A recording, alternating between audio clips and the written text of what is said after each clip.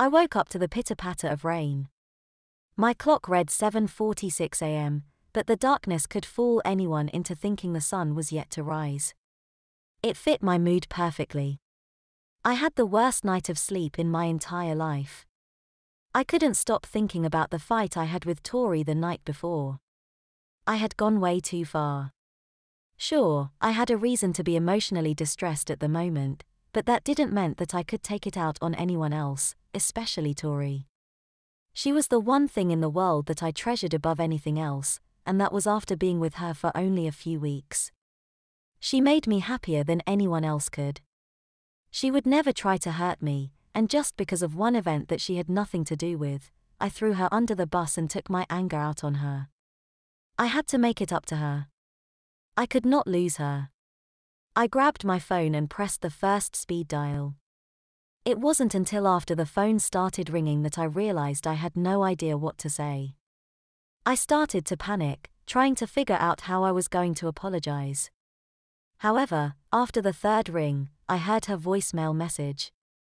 She must have ignored the call. Usually it took at least 7 rings before I hit her voicemail, and it would have cut the first ring off if her phone was off. I wasn't mad, though. I deserved it. Hi. This is Tori. Sorry I missed your call. You know what to do, the voicemail machine said before issuing an annoying tone. Hi Tori. This is Steven. I'm really sorry how I acted last night. You did not deserve any of it. I wanted to come over and apologize. Please call me back when you get this. I said and ended the call. Throwing the phone onto the end table, I sat down on my bed. Wow, Steven, I thought, you really screwed up this time. You got the nicest girl you've ever met to reject a call from you. After staring out the window mindlessly for a few minutes, I finally decided to get ready and hope for a call back from Tori. I walked over to my closet and grabbed a bunch of clothes and a fresh diaper and headed for the shower. It felt good to let the water pour over my body. It was almost as if it was washing away some of my problems along with to my bodily filth. After I got out of the shower, I noticed that I had a text message. It was from Tori. Hey Steven. I got your MSG. You can come over if you want, it read. I took no time in returning the text, typing that I'd be right over. I then hurried getting dressed, jumping in my car, and rushed over to Tori's house. There I was, again, in Tori's driveway.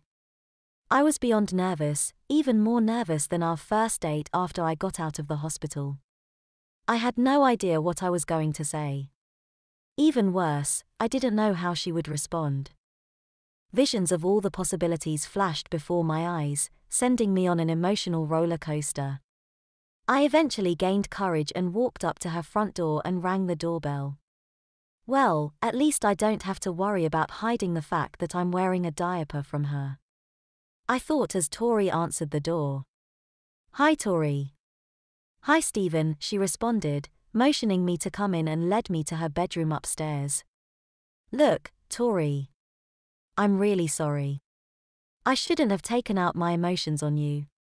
It's fine, she said looking at the ground, you kinda have an excuse with everything that happened last night. No.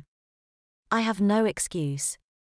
There's absolutely no reason for me to act like that to you.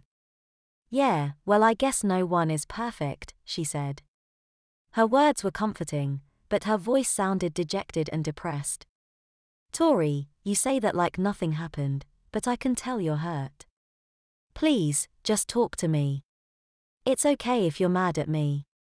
I was an ass. I said, but Tori just sat there, eyes locked with her pink, fuzzy socks. Finally, after a minute, she let out an audible sigh and started to talk. Things just never work out the way you want them to, do they? What do you mean? I mean that things may look like they're going your way, but then you find out the truth and your hopes are trampled on. You'd think I would have learned better than to get my hopes up by now. I'm sorry, but I started but was interrupted. No. You don't understand. I know you mean well, Steven, but you have no idea what it feels like. I finally met a guy that's genuinely nice and charming. Most guys don't really care about me. They're just thinking about their fucking dicks. Tori, Stop interrupting. Let me just finish, okay? I was so impressed when you saved my life that night in the gas station. I know you say that anyone would do it, but that's not true. Most guys would have just taken the opportunity to save their own ass. You were already intriguing to me, but the fact you were so selfless was really attractive to me. You're different than the other guys. You actually care. Then, when I visited you after you were out of the hospital, I saw the package of diapers in your room and my heart skipped a beat. I thought you were diaper lover. I honestly thought you were the guy of my dreams. Wait, the guy of your dreams wears diapers just because he wants to? Well, yeah. I know it's extremely weird, but I think guys like you look really cute in diapers. I just feel bad because you wear them out of necessity, especially since it's because of me. God, this whole thing screwed up. Hey now. Don't feel bad. I was and still am willing to sacrifice my life for you. Having to wear diapers is nothing, especially now that I know that you think that it's cute. To think, I was nervous as hell that you'd find out. Well, that's understandable.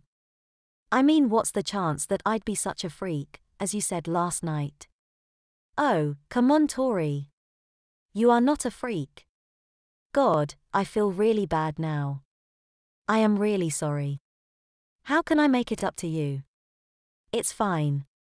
I was trying to be sarcastic. You don't have to do anything. No. It's not fine. I feel like I have to do something to make it up to you. I won't leave until I do. Well, if you insist, she said with an evil grin, I guess we could have a little playtime. Okay, what do you mean by playtime, exactly? I asked as Tori walked to her closet and dug out an old shoebox from the back. Well, I wasn't completely truthful to you, I guess. I'm not just a diaper lover. I'm also a teen baby. I'm sorry, but what's a teen baby? It's pretty self-explanatory, actually. It's a teenager who enjoys acting like a baby. They can do anything from playing with baby toys to wearing diapers to sucking on pacifiers and drinking from bottles. It's a lot of fun. Okay, I said, still somewhat confused. Now how does that fit into our playtime? Isn't it obvious? You're going to be the baby and I'm going to be the mommy. I've always just pretended to be the baby by myself, but I've always wanted to try babying a boy my age. Wait a second, I said hesitantly, I don't know if this is the best idea. Come on. It'll be fun. And you just said that you wanted to make it up to me. This is how you can do it. Please. Just for me, she said with her puppy dog face. Why did she have to use her puppy dog face? I never could resist it. Fine. I'll do it. Where do we start? Oh, EA. Well, first of all, let's give baby Stevie his binky so he stops babbling so much, she exclaimed as she opened the shoebox, took out a pacifier, and put it in my mouth. It was very strange to me. It was so foreign, yet so very familiar. I took a minute to play around with it, trying to get used to sucking on it. No matter how I did it, I felt very awkward. It didn't help that Tori was staring at me, giggling with glee the whole time. Next, let's get those big boy pants off you, she said and started to unbutton my shorts. I just kind of sat there in shock. I never thought that the first time that a girl was taking off my pants would be like this. Oh. Baby Stevie looks so cute in his didies, she let out in the biggest baby talk voice one could imagine, causing the blood to rush to my face. I was so embarrassed, getting baby talk to by the girl I loved while I was wearing nothing but a diaper and a t-shirt. Tori was absolutely loving the entire thing. I hadn't seen her smile so big before. That helped me quite a bit. As long as she was happy, I was happy. Okay, Stevie. Let's go downstairs and watch a movie. This is where I woke up from my relaxed, shocked state. Wait, I said, taking the pacifier out of my mouth, doing this up in your room is one thing, but downstairs is another. Can I at least put pants on? Oh, come on, mister. I'll give my life for you.